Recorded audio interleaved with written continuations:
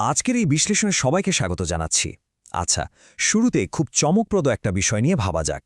আমরা আজ বিশ্বজুড়ে যে বিশাল সব ধর্ম আর বিশ্বাসের কাঠামো দেখি, কখনো কি মনে হয়েছে এগুলোর উৎপত্তি ভৌগোলিক দিক থেকে ঠিক কতটা ছোট একটা জায়গার মধ্যে সীমাবদ্ধ?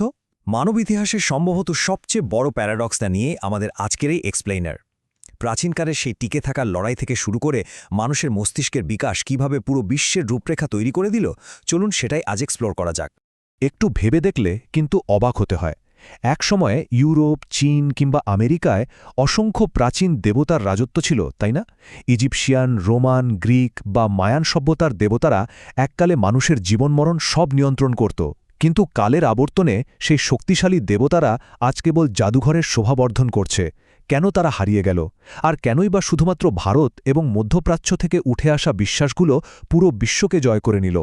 ঠিক কী এমন বিশেষত্ব লুকিয়েছিল এই দুটো অঞ্চলে? স্ক্রিনের এই ডেটাটার দিকে একটু লক্ষ্য করি। আধুনিক পৃথিবীর প্রায় ৮০% মানুষ আজ এমন সব ধর্মে বিশ্বাস করেন যেগুলোর শেকড় লুকিয়ে আছে শুধুমাত্র ভারত এবং মধ্যপ্রাচ্যে।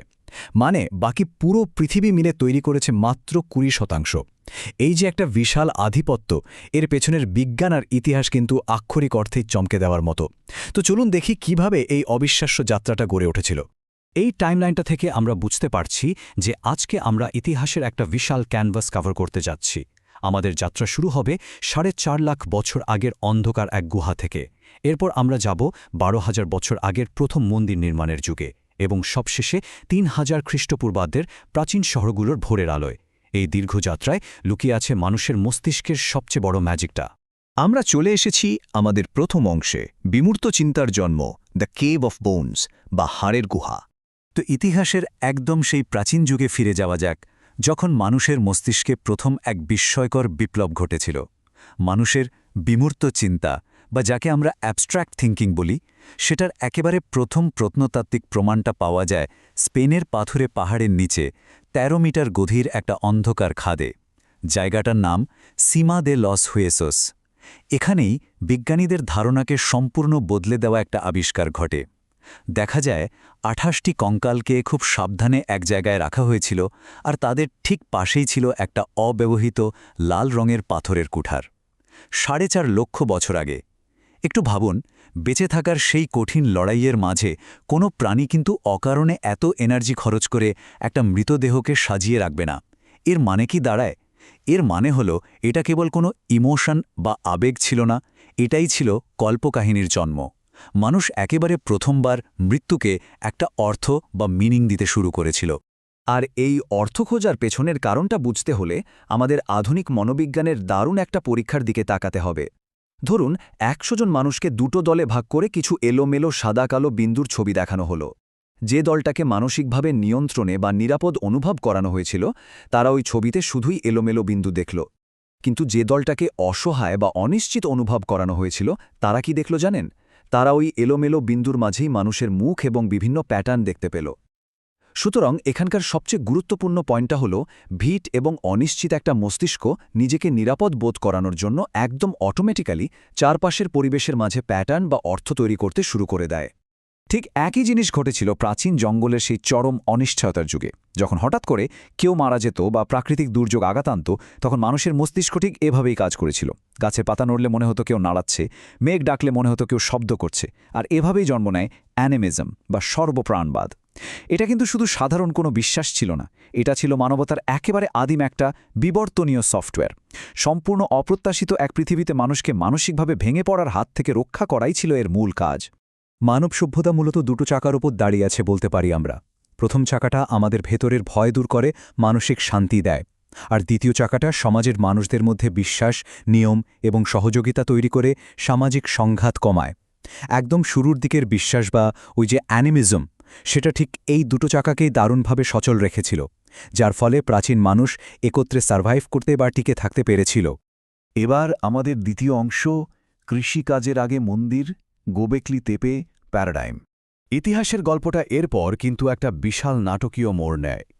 তুরস্কের দিকে তাকালে আমরা এমন একটা যুগান্তকারী আবিষ্কার দেখতে পাই, যা মানব সভ্যতার টাইমলাইন সম্পর্কে এতদিনের সব ধারণা পুরোপুরি ভেঙে চুরমার করে দেয়। ১৯৯৪ সালে আবিষ্কৃত এই গোবেকলি তেপে ছিল পিরামিডের চেয়েও ৭,০০০ বছর পুরনো একটা বিশাল মন্দির।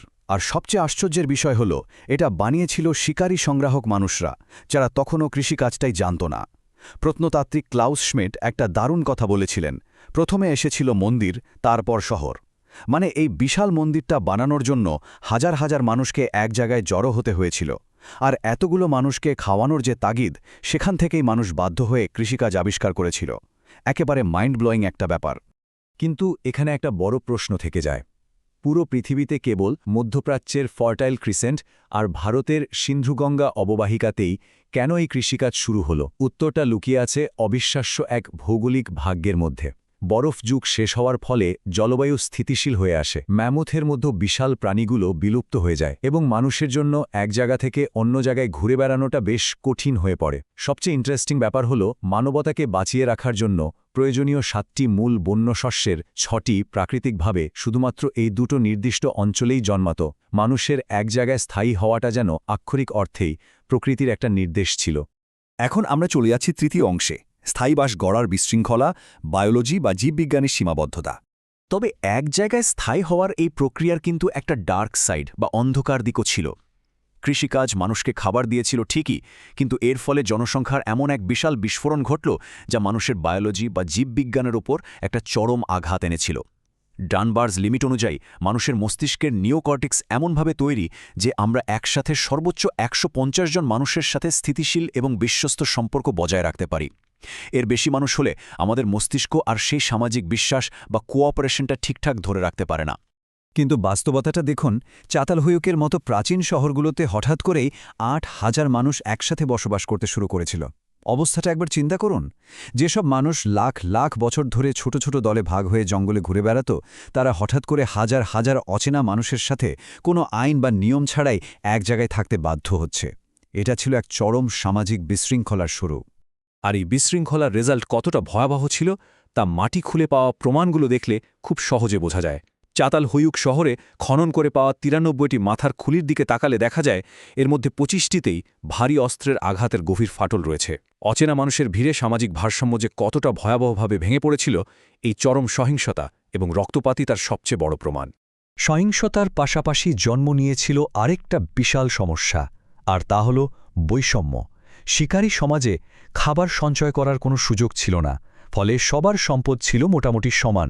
কিন্তু কৃষিকাজের ফলে মানুষ শস্য সঞ্চয় করতে শিখল। মানব ইতিহাসে একেবারে প্রথমবারের মতো আমার এবং তোমার ধারণার জন্ম হল। জিনিসহক বা বৈষম্যের সূচক দ্বিগুণেরও বেশি বেড়ে গেল। শুরু হল চুরি, প্রতারণা এবং সম্পদ কক্ষিগত করার এক নতুন প্রতিযোগিতা, যা প্রাচীন আদিবাসী বন্ধনকে পুরোপুরি ধ্বংস করে দিল। এরপর আসি আমাদের চতুর্থ অংশে, মানবতার প্রথম প্রাতিষ্ঠানিক কাঠামো। কিভাবে মন্দিরের মাধ্যমে বিশ্বাসের প্রসার ঘটল। একদিকে অচেনা মানুষের ভিড়, অন্যদিকে চুরি আর প্রতারণা। এই চরম অবস্থা থেকে সমাজকে বাঁচাতে মানুষের বিবর্তনে এক নতুন এবং উজ্জ্বল সমাধান উঠে এলো। তৈরি হলো মানবতার ইতিহাসের একেবারে প্রথম প্রাতিষ্ঠানিক কাঠামো বা ইনস্টিটিউশন, যার মূল উদ্দেশ্যই ছিল হাজার হাজার অচেনা মানুষের মধ্যে বিশ্বাস স্থাপন করা। আর এই প্রাতিষ্ঠানিক কাঠামোর সবচেয়ে বড় চমকটা ছিল অ্যাকাউন্টিং বা হিসাবরক্ষণের বিবর্তন। সম্পদের সঠিক হিসাব রাখার জন্য মানুষ প্রথমে মাটির টোকেন ব্যবহার শুরু করে, এরপর তারা আবিষ্কার করে কিউনিফর্ম লিখন পদ্ধতি। হ্যাঁ, অবাক করার মতো বিষয় হলো, লেখার আবিষ্কার কোনো কবিতা বা সাহিত্য রচনার জন্য হয়নি, এটা হয়েছিল মন্দিরের শস্য এবং পশুর নিখুঁত হিসাব রাখার জন্য। এমনকি প্রাচীন যুগে শ্রমিকদের ঠিক কতটুকু বিয়ার দেওয়া হবে তার একটা জটিল স্প্রেডশিটও তৈরি করা হয়েছিল এই পদ্ধতিতে। সিরিয়াসলি, অ্যাকাউন্টিং এতটা পুরনো? তার মানে প্রাচীন মন্দিরগুলো কেবল প্রার্থনার জায়গা ছিল না, এগুলো হয়ে উঠেছিল আধুনিক সমাজের প্রথম ব্যাংক, এইচআর ডিপার্টমেন্ট এবং আদালত। মন্দিরের শস্য জমা থাকত, যা থেকে মানুষকে ঋণ দেওয়া হতো। বিশাল শ্রমিক বাহিনীকে পরিচালনা করত এই মন্দিরগুলো। আর যখনই কোনো বিবাদ হতো, পুরোহিতরা ঈশ্বরের নামে বিচার করতেন। যেহেতু বিচারটা মানুষের নয়, ঈশ্বরের তরফ থেকে আসছে বলে ধরা হতো, তাই সবাই বিনা প্রশ্নে তা মেনে নিত। আর ঠিক এভাবেই ধর্মীয় কর্তৃত্ব ব্যবহার করে সমাজের ঋণ, শ্রম এবং আইন একেবারে নিখুঁতভাবে প্রয়োগ করা হতো। আমাদের আলোচনার একেবারে শেষ অংশে চলে এসেছি। বিভাজন, মানবতার দুটি ভিন্ন রূপরেখা। সবকিছু কিন্তু ঠিকভাবেই এগোচ্ছিল, সমাজ স্থিতিশীল হতে শুরু করেছিল। কিন্তু এরপরই বিবর্তনের এই একই সূত্র ধরে এগিয়ে চলা মধ্যপ্রাচ্য এবং ভারত, এই দুটো অঞ্চল হঠাৎ করে সম্পূর্ণ ভিন্ন এবং বিপরীত দুটো পথে বিভক্ত হয়ে যায়। একটু খেয়াল করি ৩০০০ খ্রিস্টপূর্বাব্দে মেসোপোটেমিয়ায় যেখানে জনসংখ্যার আকার ছিল মাত্র ৫০,০০০, সেখানে সিন্ধু উপত্যকায় বসবাস করত প্রায় ৫০ লক্ষ মানুষ। এত বিশাল একটা পপুলেশন গ্যাপ থাকা সত্ত্বেও সিন্ধু উপত্যকার গঠন ছিল মেসোপটেমিয়ার চেয়ে একদম আলাদা। মধ্যপ্রাচ্যের সমাজ ব্যবস্থা ধীরে ধীরে কেন্দ্রীভূত ক্ষমতার দিকে এগোতে থাকে। সেখানে বিশ্বাস আস্তে আস্তে সরলীকৃত হয়ে রূপ নেয় এক ঈশ্বর, এক সত্য এবং একটি নির্দিষ্ট বইয়ের ধারণায়। অন্যদিকে সিন্ধু উপত্যকা এবং ভারতে তৈরি হয় এক সম্পূর্ণ বিকেন্দ্রীভূত বা ডিসেন্ট্রালাইজড মডেল। সেখানে কোনো কঠোর কেন্দ্রীয় কর্তৃপক্ষ ছিল না, বরং একটিমাত্র সত্যের অসংখ্য এবং অসীম প্রকাশের একটা দারুণ ধারণা গড়ে ওঠে। এই দুটো রূপরেখাই হাজার হাজার বছর ধরে চরম প্রতিকূলতার সত্ত্বেও টিকে থেকেছে এবং আমাদের আধুনিক বিশ্বের বিশ্বাস ব্যবস্থাকে রূপ দিয়েছে। হাজার হাজার বছর আগে জন্ম নেওয়া এই দুটো প্রাচীন কাঠামো কেবল ইতিহাস নয়, এগুলো এমন এক অদৃশ্য বিবর্তনীয় সফটওয়্যার যা আজও মানুষের সমাজ, রাজনীতি এবং আচরণকে নীরবে পরিচালনা করে যাচ্ছে।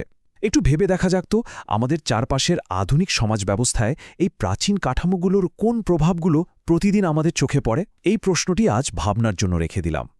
মানবতার শেকড় কতটা গভীরে প্রথিত এবং কতটা বিস্ময়কর তার সত্যিই অভাবনীয়। এতক্ষণ এই এক্সপ্লেনারের সাথে থাকার জন্য অসংখ্য ধন্যবাদ।